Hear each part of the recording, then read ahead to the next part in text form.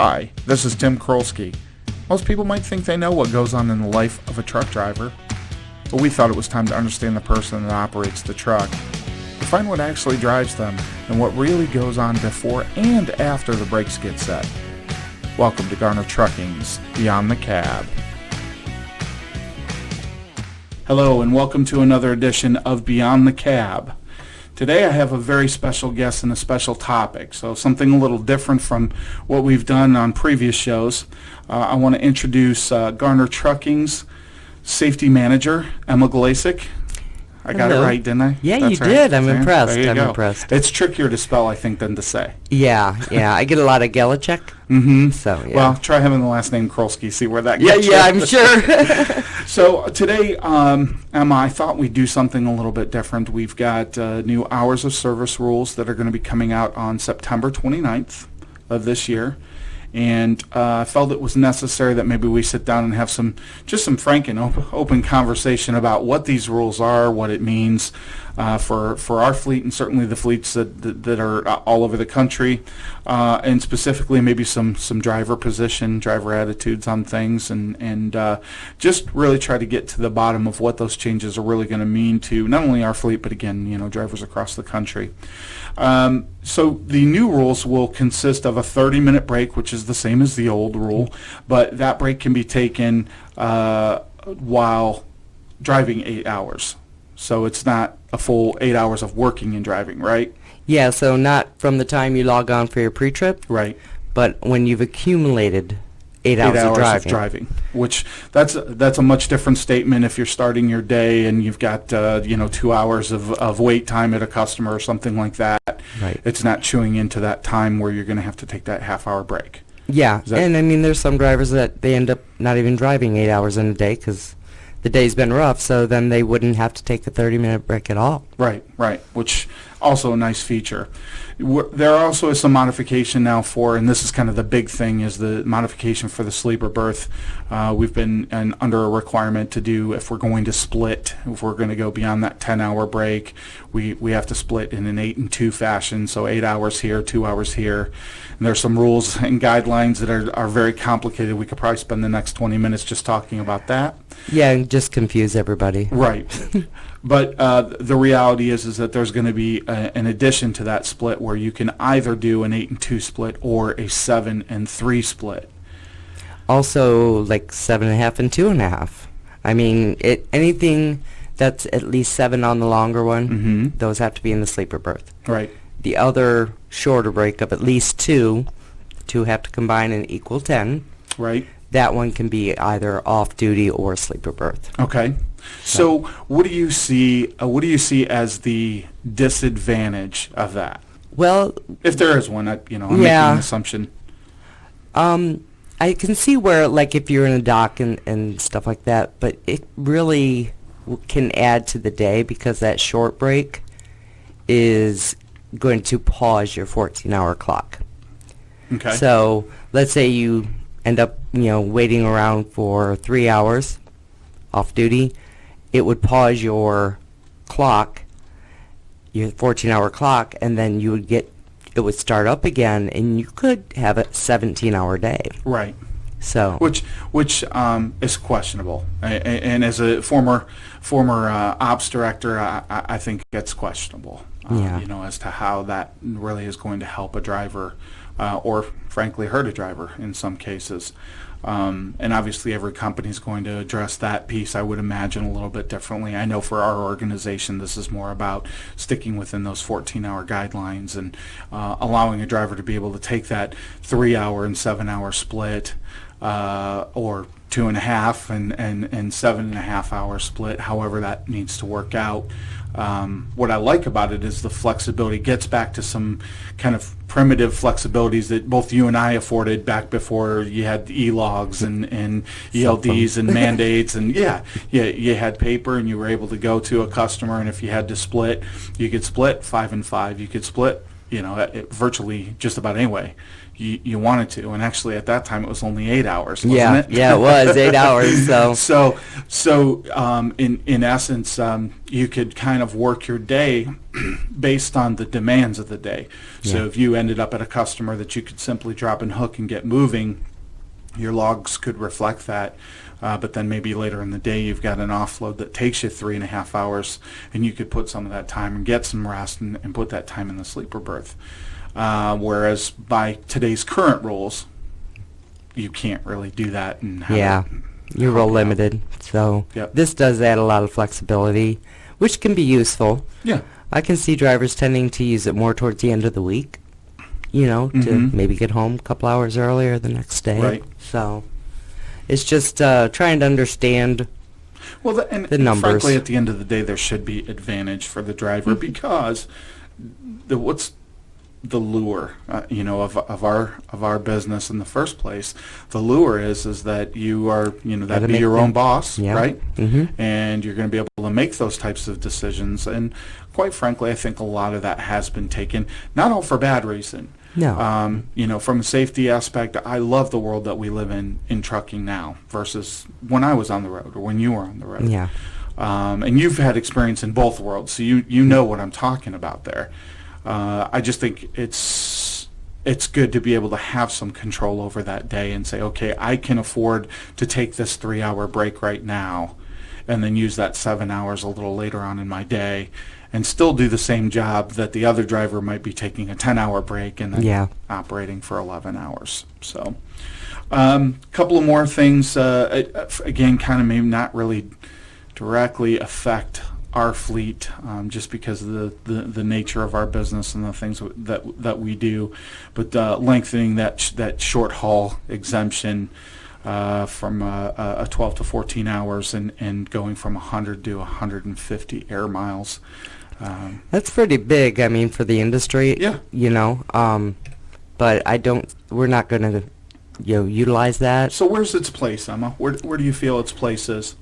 We have just drivers that are running from here to, Chicago, and, maybe they can get that little bit closer, Mm-hmm. or doing relays. A lot of times in the automotive type, Yep. they do a lot of that stuff. So I think it just gives them a little bit more freedom to get some miles under your belt, because if you're doing all city, you're just going to be stopping and going. So Well, it's the same. I guess that's the same thing I've said very often when it comes to this job. It's one thing to be doing all city. It's one thing to have to deal with that type of traffic, that type of backing situations. You're getting into these uncomfortable areas. Yeah.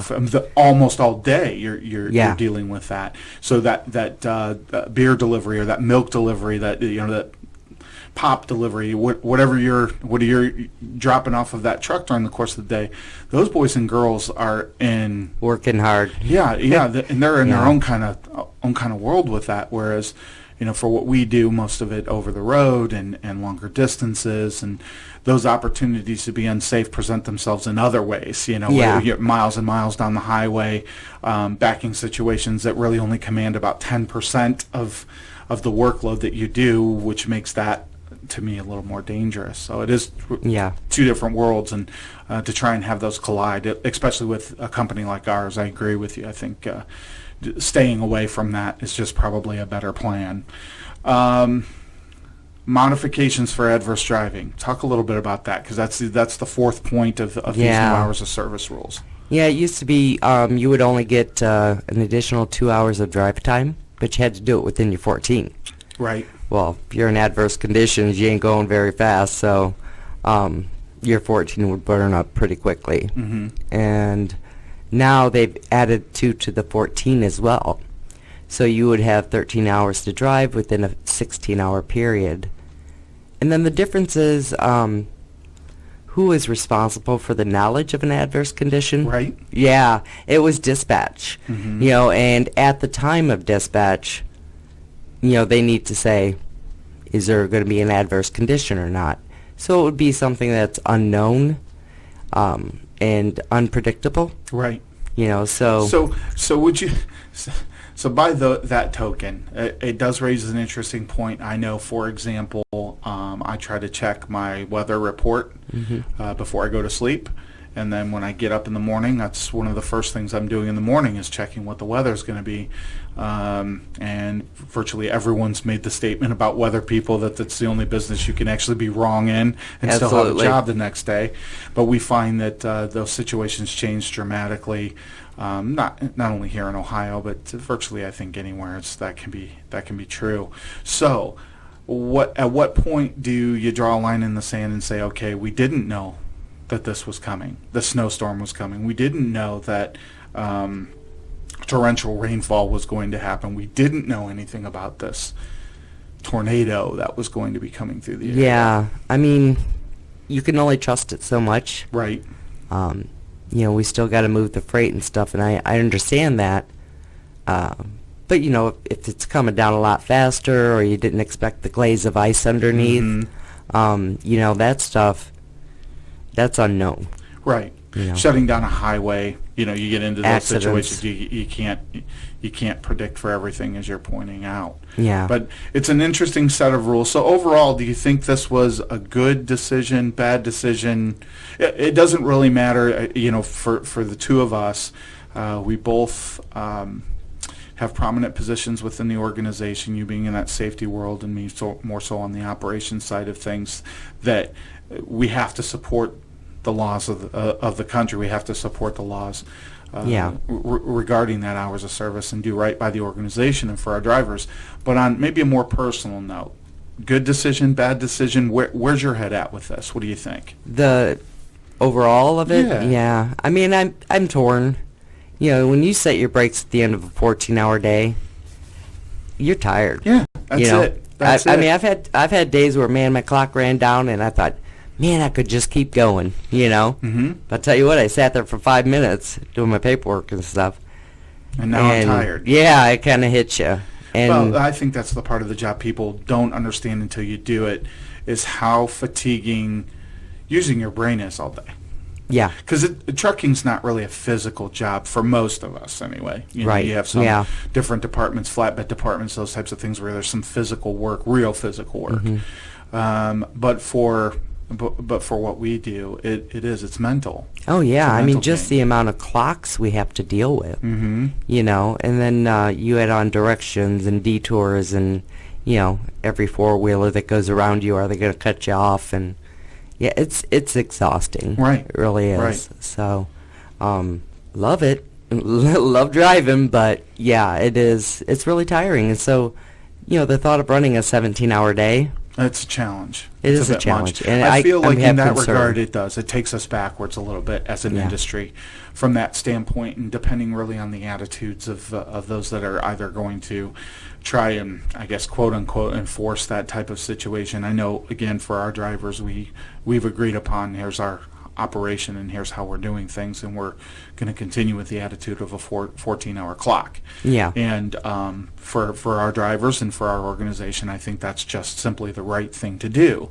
But it does beg the question, because you are going to have drivers that are out there that will continue to exploit that 17-hour day that they can have. And the question becomes then, does that make the industry safe, unsafe? Does it make things convenient? Does it help shippers and receivers more than it helps the trucking company? Does it help everybody? And there's a positive silver lining to all this for everyone. I personally like the flexibility, like I said, with that split, to be able to manage that a little bit better. Frankly, I wish that would have gone a little further. I feel like as long as you were at a 2-hour minimum for that break, you could break that any way you wanted to. If you wanted a 5 and 5 or a 4 and 6, you ought to be able to do that, to offer that flexibility to a driver. That's just my opinion on it. The stopping the clock, that's a big issue. And I have concerns about the liability issue of it. Sure. If there were to be a bad accident, well, hey, your driver was going for 17 hours. Well, right. Yeah, it was legal, but right. Where but the lawyers are still going to ask some questions regarding exactly, that. You're absolutely right about so that. It's a big concern. Plus, like I said, beyond that 14-hour clock, you're tired, and sometimes we have to shut down, and then we realize that, you know what, I think I could use a break, a shower, or something to eat. You Right. know, I can't tell you how many days I know a lot of our drivers just kind of forget to eat because you're go, go, go all Yeah. day long, you know. There's places, there's things to do, and I almost look at that I almost look at that at like the situation with an hourglass, where it just gets flipped over and you're watching the sands run out all day. Yeah. Right. Yeah. You've got places to go and things to take care of, and you want to make sure that you're on time and doing things safely. And in the meantime, there's XYZ that's getting in your way, be it traffic conditions or law enforcement or Yeah, I mean, any number of shippers, receivers, you name it. You got your dispatchers. you could got be your anything. end zone, and if you don't make it all the way there, man, Yeah. you just feel like you didn't accomplish what failed. you needed. I failed. Yeah. And often it has very little to do with the driver themselves. Yeah, because most of it is out of their control at Exactly. that point. I completely agree. In kind of preparing for this conversation, I tried to take a look at some different perspectives, just to offer some different thought processes to what even maybe the differences between you and I are, or seems like we're pretty much on the same page with things. But even leadership from the ATA and TCA they're both in favor of those hours of service changes, which I think is great to have that kind of support from our representatives on a national level, and the folks that march up the hill and have those conversations with our legislators. John Leibold from TCA, he's the president there, says these changes are a step closer to achieving full flexibility, in the sleeper berth. Chris Beer from ATA, same sort of thing. Express some appreciation for the adjustment to the regulations while still holding to the core limitations of the driver's work and sleep routines, which I kind of feel like that is borderline, with that 14 or 17-hour day. I don't know that are we respecting those limitations or not? As far as the driver being able to use them, I mean, yeah, they're legal, but they better be resting. You know what I mean? I mean, Right.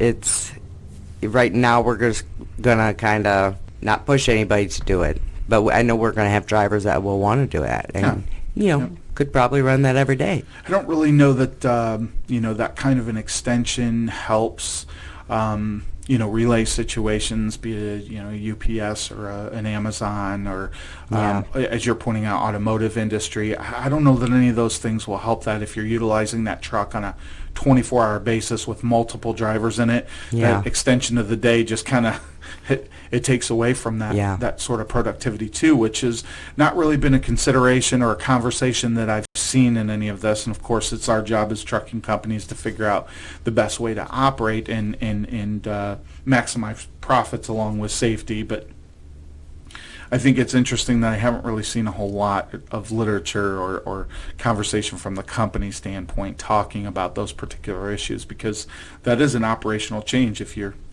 Oh yeah, it's huge. And like I said, we're gonna have drivers that they're gonna be thrilled about this, and others that don't. Yeah, I know. I read some driver comments looking at some different blogs and things over the last couple of weeks, because it's one thing again for our industry and for our people that we have the good fortune to be able to have conversation with on a daily basis or weekly basis. You can get to see our drivers just based on the size of our organization and the frequency that drivers come in. But some of those different perspectives out there, I've some drivers saying, yeah, you'll all find out when dispatchers start to use and start demanding, things as far as these hours of service are concerned.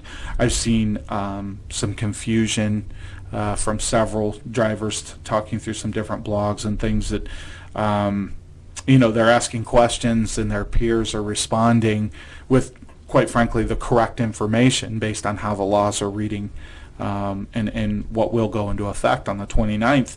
But at the end of the day, it's not registering for all those drivers either. They're still confused a little bit by some of these rules and the changes that are coming. What would you contribute as kind of the easiest way to really understand those main points, especially that split sleeper berth? Are there any tricks you're using right now as you're talking to our drivers to kind of get them prepared? Just that the longer break has to be in the sleeper berth, okay? And then the shorter break, what you want to do is if I'm going to lay down and take an 8-hour break, then I know when I wake up in the morning, I got to go back in my logs and find that 2 that I need. Mm-hmm. And then it's that time in between is what comes off your clocks after you complete your 8. So I think if drivers focus on that, what would normally come off your 14 is going to come off your 14. Right. What would normally come off your 11 is going to come off your 11. Right. And the remainder is what you'll get back. What you've got back. So, and that's, maybe I wouldn't have explained that the same way that you did, but the fundamentals of that are exactly the way that I would run logs. yeah. If you're talking about a split situation, you just are constantly looking back. Yeah. You look back at that last, whatever it was, whether it was drive time or whether it was break time, and you just do some simple subtraction. Yeah. Yeah. And the use drivers, remainders. they know the numbers.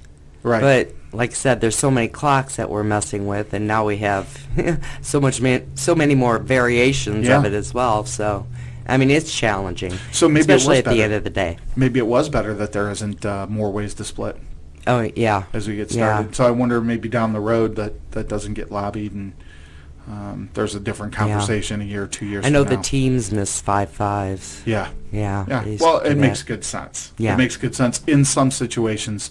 Well, that to me is where that flexibility really needed to go back to for the driver, is so that there's that opportunity to say, I'm compliant because I'm following the hours of service, I'm following the things that need to get done so that I'm legal, but at the same time I'm able to take those rest periods based on what my needs are, my personal needs, because I'm a firm believer in that as well. I may Yeah. not need 10 hours of sleep all at once. Yeah. I may not need, that 8 hours. But I can tell you very honestly, 6 hours of sleep, I need it. I got to have Yeah. that. Yeah, and you know what? I don't need to go through Chicago at rush hour. So Well, probably none of us need to do that. So, but you can, it gives us that flexibility to lay down and take a nap Right. and head in at 7. After Right. the traffic Yeah, clears. time it out a little bit. Yeah, so I mean, you can use it in that situation as well. So the drivers can use this to their benefit.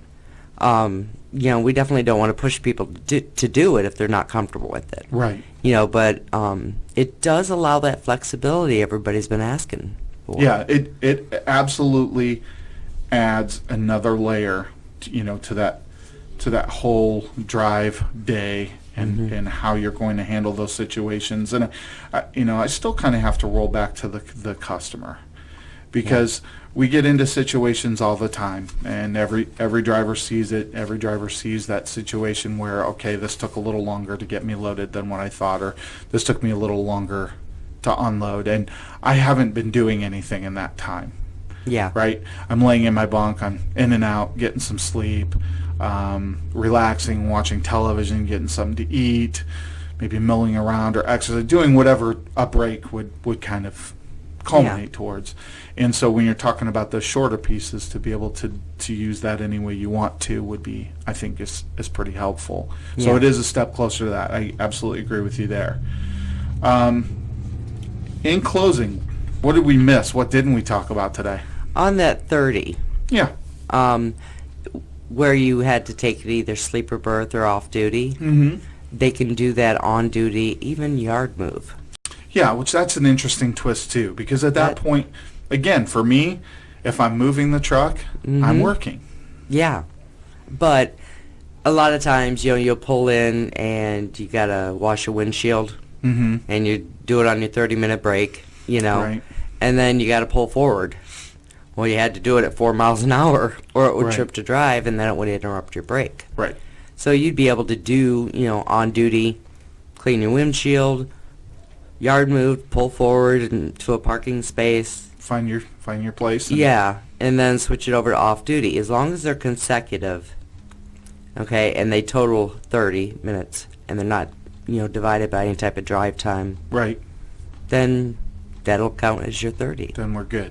hmm Okay. That's significant. Yeah. Hopefully we can quit having drivers, stay on the fuel islands for 30 minutes. Right.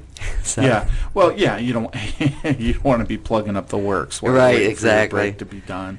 And there are some real advantages. So, frankly, I'm I'm pretty pleased with the majority of these changes, just from the standpoint of the driver's perspective more so than the company's perspective on those things. Yeah. Not that there aren't advantages for both sides of the house, but just, again, kind of offering some flexibility to be able to stretch a little bit more Yeah. on how those brakes get handled.